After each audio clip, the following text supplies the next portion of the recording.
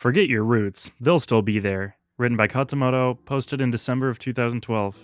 We are often enjoined to remember our roots. Like Simba, we are to remember who you, or we, are. Footnote 1. Let's put aside the fact that everyone who's ever told me to remember my roots was a bit of a loser whom I wouldn't want to be or live like.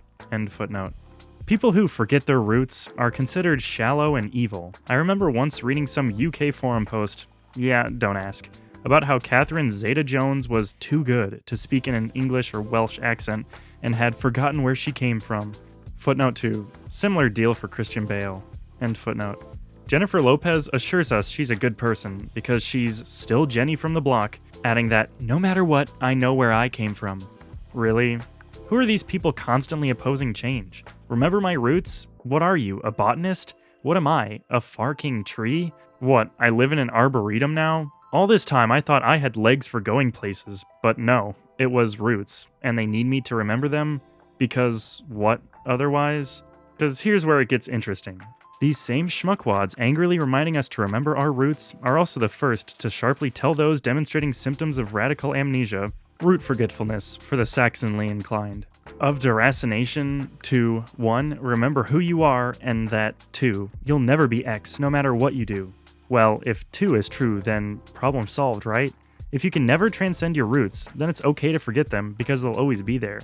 Einstein once said, I think, that education is what is left after you've forgotten everything you've learned in school.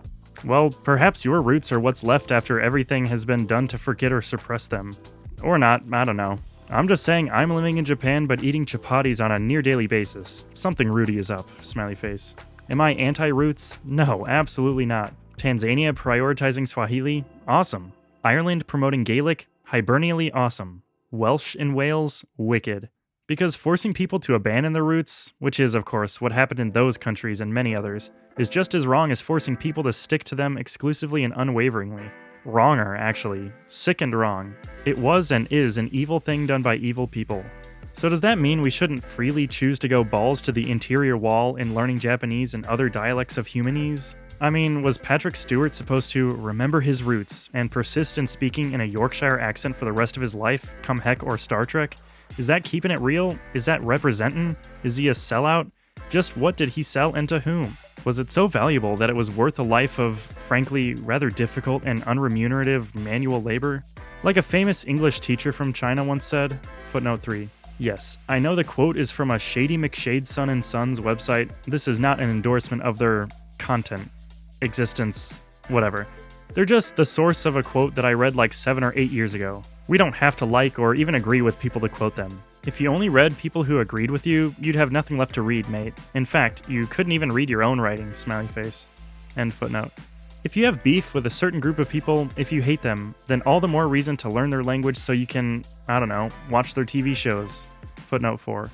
Plus, straight up espionage obviously goes over a whole lot easier when you can actually understand what you're espioning, an idea which is lost on all the people who, at various times in history, had a bovine miscarriage if Japanese people learned English or Americans learned Russian. End footnote. In any case, your roots will always be there. That's what roots do. You don't need to remember them. They're there, inside you, always. But don't think you have to let your roots be the same as your stem and branches and leaves. Footnote 5. And sometimes, just sometimes, your roots suck and are best forgotten. No, I'm not talking about you and me. Our roots are boss. But you and I both know that one guy who could stand to forget his precious roots. End footnote. You can grow, you can change, you can expand. If you want to be a nice, big, thick, long, tall, woody tree, or even a strawberry plant spread all over the place, then you're probably destined to put some distance between your roots and every other part of the plant that is supposedly you. Not to mention your seed. Footnote 6. It's funny because it's about sex. End footnote. That's what progress is about. Plus, you're not actually a plant, so yeah. Eyes, legs, brain, hands, you've got those for real. Use them. While we're on the subject of nature metaphors, perhaps think of it this way. You just aren't that important. You simply don't matter so much to your country and your people and your native language that your personally learning a foreign language will affect it either way. Even if you had never been born, your native language would not substantially differ from its current state. You came from nothing, from nowhere, a single cell, and you're headed right back there. You live in and will die into obscurity. Even if you're famous now, assuming you're not forgotten, everything people remember about you will be wrong or a lie. They won't even get your name right. It's said that more than 90% of the people who've lived are dead, presumably tens of thousands. Millions? Of these people are your direct ancestors. How many of their names do you know? Footnote 7. Better yet, what languages do they speak? Seriously, if we're going to get rudest, shouldn't you be speaking Humanese, the original single human language, the language of your first ancestors? End footnote. Yeah.